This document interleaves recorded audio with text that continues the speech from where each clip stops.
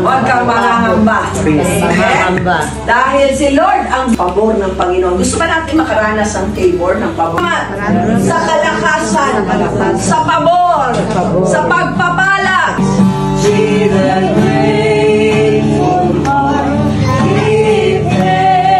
I did not come to be served, but to serve.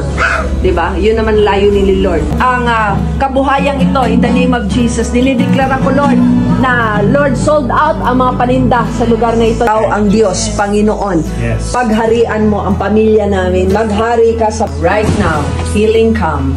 Right now, healing come. In the name of Jesus. Maraming salamat, Lord, sa miracle of healing na may mga panalangin ngayon. Ano man ang hilingin namin, sabi mo sa iyong mga salita, Lord.